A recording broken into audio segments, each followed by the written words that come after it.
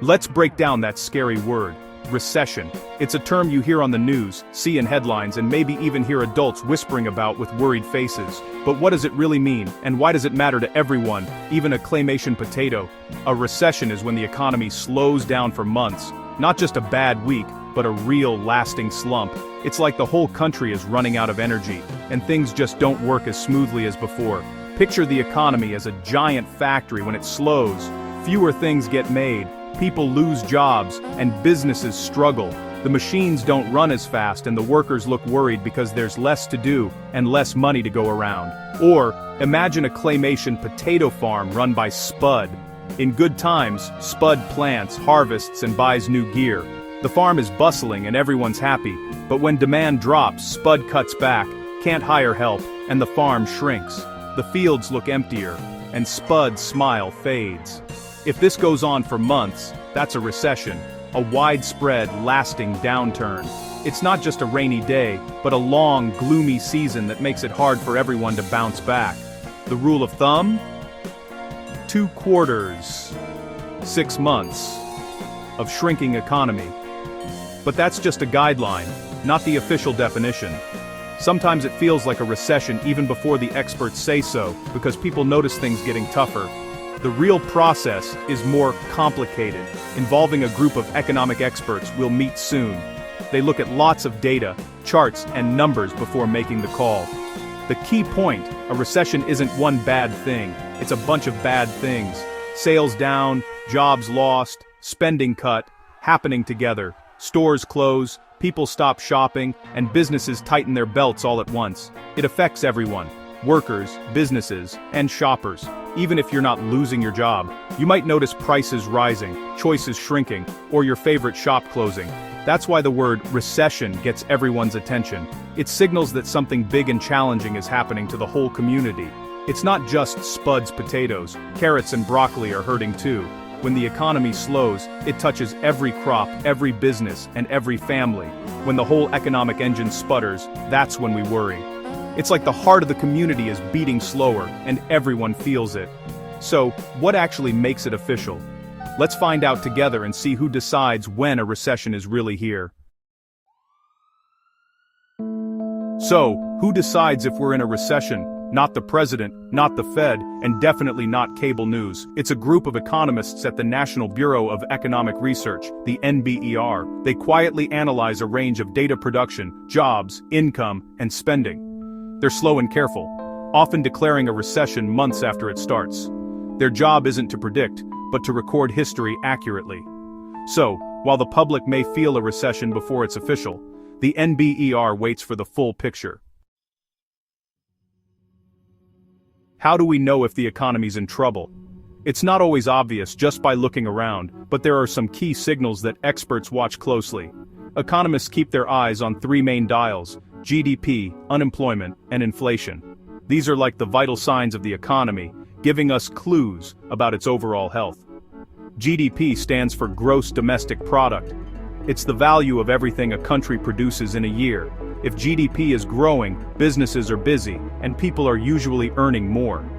But if it's shrinking, that's a warning sign that things might be slowing down. Unemployment tells us how many people want jobs but can't find them. When unemployment rises, it means more people are struggling, and that can ripple through families and communities. Inflation tracks how quickly prices are rising.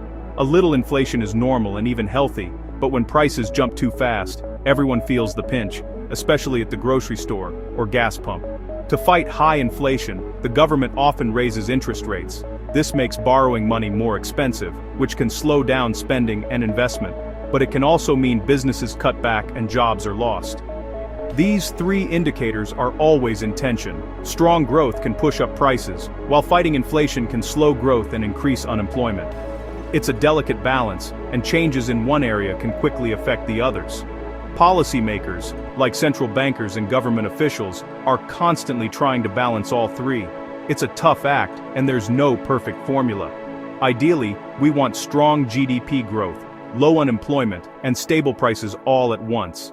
That's the sweet spot for a healthy economy where most people are doing well, but getting all 3 dials in the green at the same time is rare. Usually, improving one means making trade-offs with the others. When the balance tips too far in one direction, that's when the risk of a recession rises. It's like a warning sign that the economy could be heading for trouble. So, it's a constant juggling act, keeping growth steady, jobs plentiful, and prices under control. The economic dashboard helps us see if we're cruising along smoothly or if we need to brace for bumps ahead. And right now, some of those warning lights are starting to blink, reminding us to pay close attention to what's happening in the economy. Here's the big question. Is the US in a recession right now, November 2025? It's something a lot of people are wondering, especially with all the mixed signals in the news and the economy feeling a bit off. Officially, no. The NBER, the group that calls recessions, hasn't declared one, and the numbers don't show a full-blown downturn. On paper, we're not in a recession, at least not by the textbook definition. The economy is still growing, but just barely. It's like watching a plant that's alive, but not exactly thriving. There's some progress, but it's slow and fragile. GDP growth has slowed to a crawl and people are spending less on non-essentials. You can see it in quieter shopping malls and more people holding onto their wallets a little tighter. The job market is cooling. Job creation is way down and unemployment is ticking up. Fewer new jobs are being posted and some workers are starting to worry about their future. It's not mass layoffs, but hiring has stalled. Companies are pausing on bringing in new people, and some are quietly freezing open positions. Most people still have jobs, but confidence is shaky. There's a sense of uncertainty. People are nervous about what might come next, and paychecks don't seem to stretch as far. We're in economic limbo, not a recession, but not healthy either. It's a strange in-between, where everyone's waiting to see which way things will tip. It feels like walking a tightrope in a breeze. One strong gust could tip us over. The balance is delicate, and the future feels uncertain. The risk of recession is real, and the warning signs are hard to ignore. Everyone's watching closely, hoping for stability, but preparing for whatever comes next.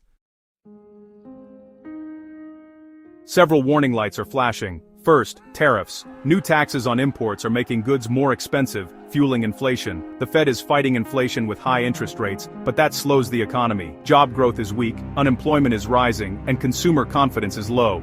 High mortgage rates have frozen the housing market. All these factors together make the economy fragile. It wouldn't take much to push us into a recession.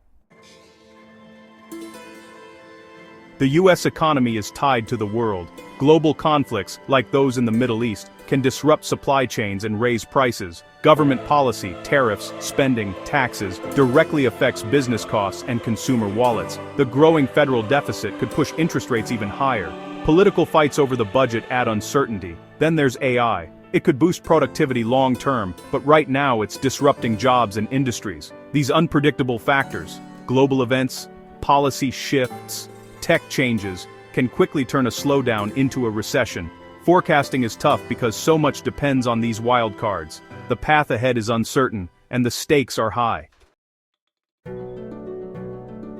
So, what should you do? First, don't panic. The economy moves in cycles. Downturns happen. Stay informed with reliable sources, not hype. Watch the key indicators: jobs, inflation, and Fed decisions. Review your finances, build emergency savings, pay down high-interest debt, and be smart about spending. Good habits matter most when things are uncertain. Understanding the economy helps you make better choices and plan ahead. The economy is just the sum of our decisions. The more you know, the better you'll navigate whatever comes next.